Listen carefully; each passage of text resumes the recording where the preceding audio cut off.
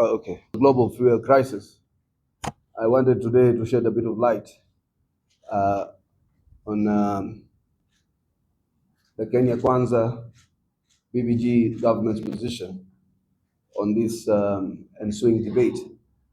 And one of the reasons it is incidental upon us to keep responding, and I will beg your indulgence, I will call you for more and more media press conferences, is because, the president, the deputy president, the CSs, and all government officials are working very hard. But you see, Kalonzo, BBG, they leave home and go to press conferences. So I want to ensure that we do not disrupt the work of government. So we will take up a significant part of trying to respond to their politicization on all matters, from housing to SHA, to now the fuel crisis, to end every matter under the moon or under the sun.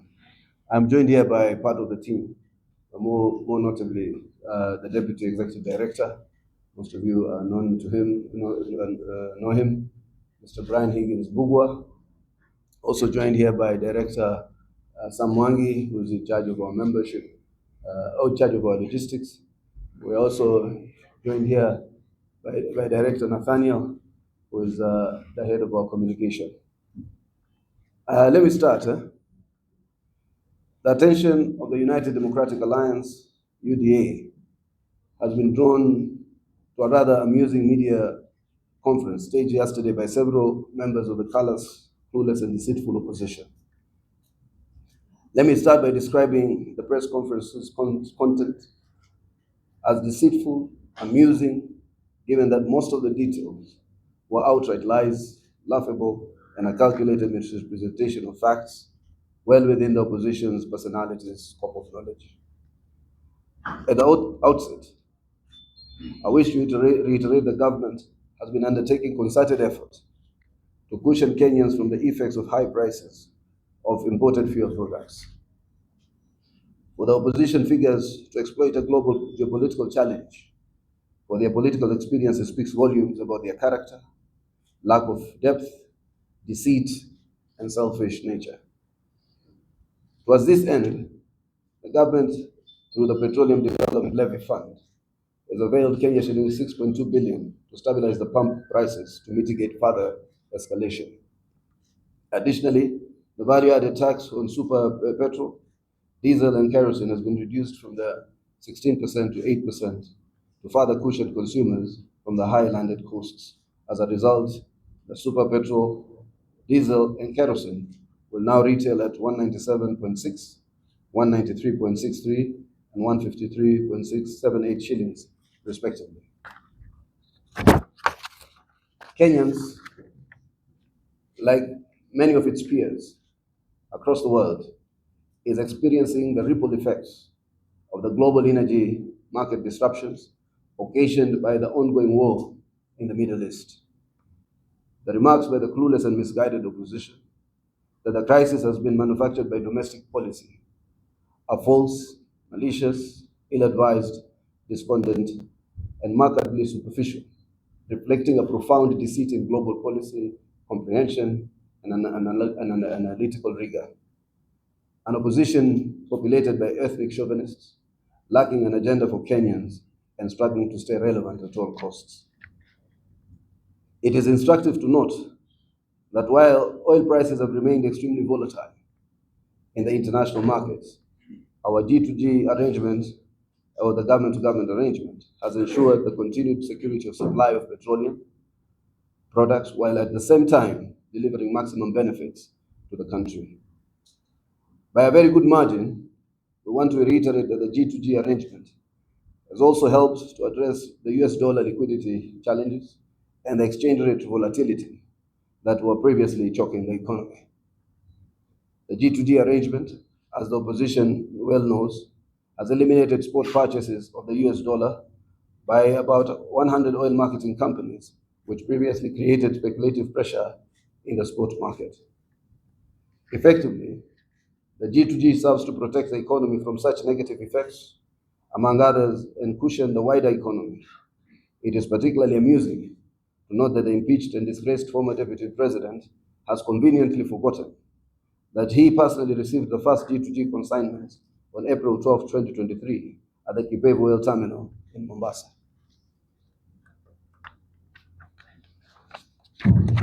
At the event, the impeached Deputy President addressed the public with a reasoned, detailed speech in which he celebrated the arrangement. Today, in his characteristic bitterness and for selfish political motive, he misleads the public with outrightly defamatory accusations. Alongside the impeached Deputy President was former Attorney General Justin Muturi, who has conveniently forgotten that he authored and produced the necessary legal clearance for the G2G arrangement on 10th of March 2023.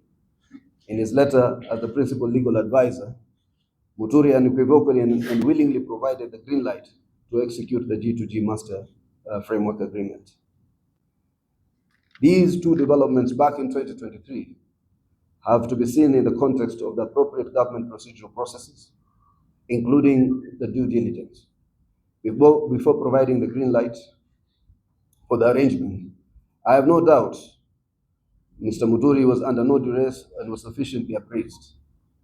To stand on a podium and feign ignorance of an arrangement one participated in designing and approving speaks not only to their desire to sabotage the government, but a reaffirmation of their character of conmanship. Even worse has been the misrepresentation of the facts regarding the controversial importation of the fuel products outside the G2G arrangement. For the record, I want to reiterate that the importation in question was wrong in three fronts. One, the importation outside of the arrangement, the G2G arrangement, was in contravention of the law. Oil products can only be imported into Kenya through the G2G or open tender system, OTS. Secondly, the importation at higher prices than the G2G was, as I have said before, a criminal act. Thirdly, the importation of substandard products was also a criminal act and must be handled as such. Had the importation, which is now cancelled, been allowed to proceed, Kenyans will today be facing pump prices of about 236 Kenya shillings for premium petrol and Kenya shillings 260 for diesel. The imported product was Kenya shillings 58,000 per ton more expensive than products imported by the G2G players during the same period.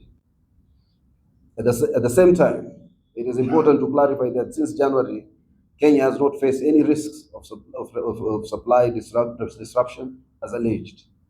Throughout, we have had sufficient in-country stock to meet our daily needs. The alleged list of supply disruption was a figment of imagination, as existing data does not support the theory advanced.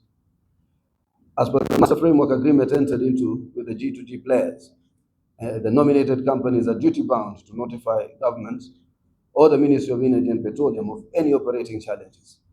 In this respect, Gulf Energy, which it tries to single out and profile, while reviewing the monthly delivery projections, formally notified the ministry that a single cargo had been caught up in the conflict in the Middle East.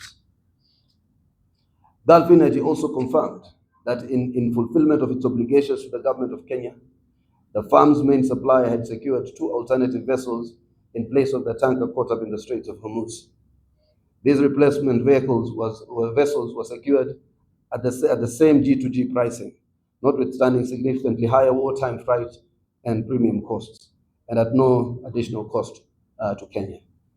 They discharged ahead of the schedule between 15th and 19th March 2026, with both cargoes fully complying with the Kenya fuel specifications. The order of events outlined by the opposition characters is equally wrong.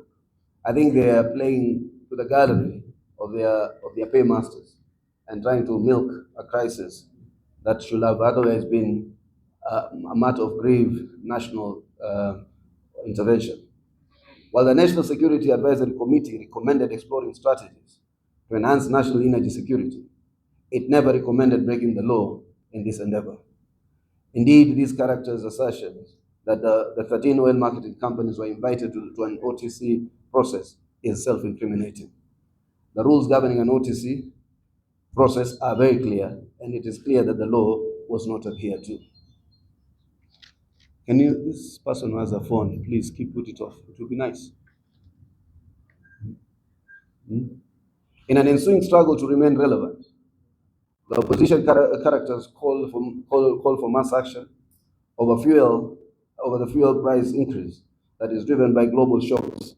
It's outrageous, naive, and anarchist thinking, and it ignores the fundamental reality that petroleum pricing in import-dependent economies like Kenya is largely shaped by international market dynamics, geopolitical tensions, and supply chain disruptions beyond domestic policy control.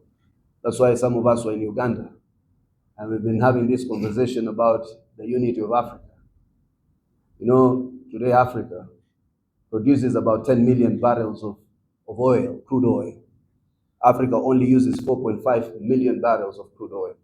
If today we in Africa created our own refineries and our own systems of distribution to the various African countries, we will not need to rely on the Gulf, we will not need to rely on anyone.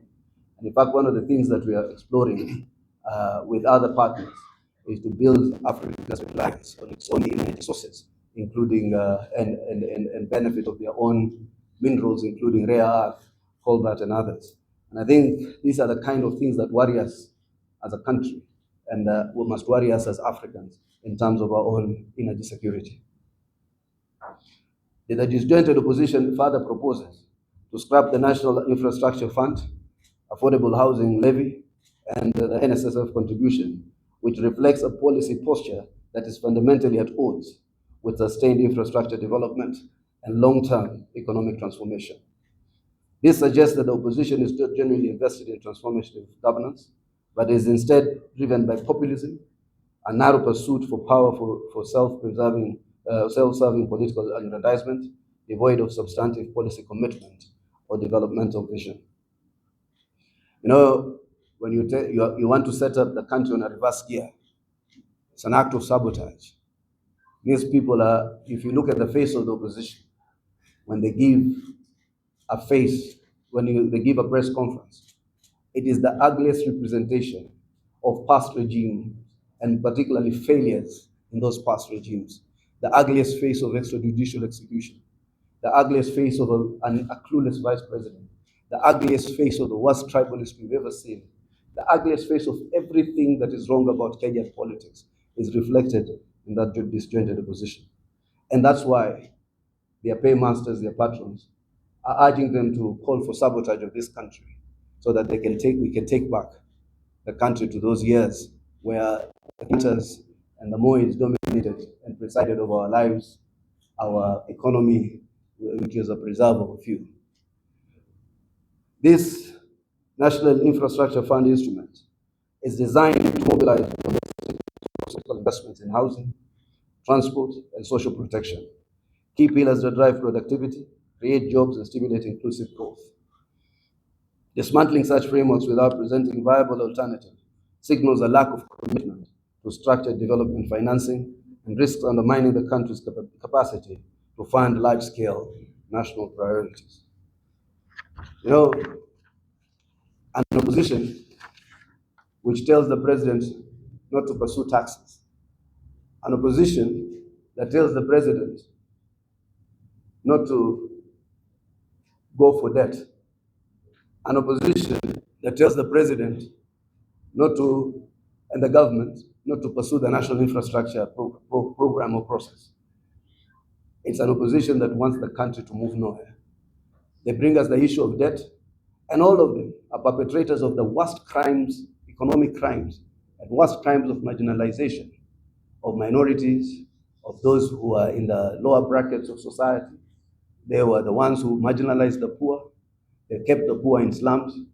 Today, the same perpetrators, through their patron Uhuru Kenyatta and others, who want to sabotage the progressive programs which will lead to one of the most robust social economic transformation in this country. So you see an opposition that wants to return us back to status quo. They have seen how we have navigated a very harsh terrain by the recollection of the very Azimio members. Uhuru Kenyatta, after the elections of 2022, had known that he had placed this country into jeopardy. he had assured them that in 6 months, the Kenya Kwanza government was going to collapse. 6 months on, Kenya Kwanza government was able to meet its sovereign obligations. It was able to realign or reassign their debt obligations, find headroom in our domestic revenue mobilization, so that we can be able to fund other government projects. So therefore, we are looking at an opposition that is not only clueless, that only want to sabotage, but they are the worst remnants of the old order that wants to take us back to where we came from. Even when you look at this G2G, you see the potential of what happened when those three gentlemen approved the consignments outside the G2G. Would have been ideally to get our other lead oil partners in the global market, Aramco, Saudi Aramco, ADNOC, to vacate the G2G arrangements. If that had happened, we'll have gone back to the pre-G2G arrangement, meaning, first and foremost, those guys will have recalled the $3 billion deferred payment dollars. In addition to that, there will have been so many other things that will have happened, including people now having to pay for oil supplies using the US dollar, bringing that to the same crisis again. These characters, all they see, all they wake up of every morning is to see how to sabotage this country. The characters in the opposition appear bent to sabotage the economy and committed to rolling Kenya's inclusive development agenda, rolling back Kenya's inclusive development agenda, and perpetuate marginalization and exclusion, reflecting the beliefs of the governments they have served in and the desire of their patrons and financiers to continue with their dominance of the country's politics and economics. And we remain confident in the stewardship of Honorable Opiyo Wandayi as Cabinet Secretary for Energy and Petroleum, and Honorable Lee Kinyanjui, Cabinet Secretary for Investment, Trade and Industry, and equally ask them to remain steadfast in the face of misleading, defamatory, and sensational assertions by the opposition characters, particularly one, Wamunyoro. You know, Wamunyoro today, when he was in government, Wamunyoro spent a lot of his time trying to profile the Luo community. He will try to say in the morning how they are not people of maandamano, wao ndio wako na biashara, wao biashara zao wataziunga mkono, wao si sijui yule mzee wa vitendawili, sijui yeye ameweka wa mitego. Baada ya sasa kumalizika hii kitu na yeye kutolewa kwa serikali, after that maligning of one community indefinitely and calling himself a shareholder against the will of the people of Kenya, he now has gone on another orchestrated attack on the Kalenjin community. Wherever he gets an opportunity, he profiles very genuine business people. Jack Chebet is a regional giant in Starbucks. Jack Chebet is a well-known business person. So what he does, he profiles these business people. Anytime he will say there's a squad led by Cheriot, there's this led by, don't think that he is saying this out of sheer genuine concern. He's now profiling another community. That is Rigiji's strategy. Now that he found that within these three individuals so accused, there are two challenges. He said he now reverts back to his pet subject, accusing Ruto of profiteering. You know, the fellow is so predictable, because those who remember him even from the university, these were his pettiness: stealing money from the students' organization, stealing money from orphans, stealing maize from, this is his character. And everything about Rigiji is a missed business opportunity for him. In a G2G arrangement, government to government, it's the government of that other side that is nominating the MCs from this other side. Akaona hakuna kula. Today everything is EPCF. The government doesn't have money to a large extent. The government is building most of this on a BOT, build, operate, own, transfer. The roads that are coming up, the infrastructure that is being put up, it is being put up on a BOT arrangement, EPCF. You bring the finance. So it is no longer, most of these men and women who served previous governments were beneficiaries of tenderpreneuring. Tenderpreneuring has ended. And now constantly they look at everything and try to malign it because they have no other agenda. They have no alternative. They present no alternative program. And Rigiji profiles and profiles and profiles every community. He picks on a young lady from the coast region called Fahima, profiles her that she's been set up to steal an election. Calls Ethakan, profiles him. We have been patient as Kenya, as the people of Kenya, but will not allow a bitter tribalist to wake up every morning and think about name calling of people that he believes he needs to malign because he's trying to talk to a constituency out there that he's inciting ethnically. So we also get into that point where there is a genuine national crisis. It cannot be that the government averted a crisis. Can you imagine this Rigiji being in this government still? So let him fact check where he can, but he must qualify his statements. We must now respond to his statements with facts. That's why today I've given a fairly comprehensive statement to rebut a lot of the misconceptions that continue to create. Hii nchi si mtu mmoja. We are getting concerned that one person will wake up every morning, pick on a subject matter, malign one person after another, and think he can get away because there's a community or some people he appeals to that he will ask to the streets. He's asking for mass action of an international fuel crisis. If Rigiji was sincere, the same way once upon a time he called on Trump to arrest certain people from Kenya, Rigiji should be calling for mass action against Trump and the war criminal Netanyahu. Those are the people who created this crisis, not William Ruto, not the people of Kenya, not trying to put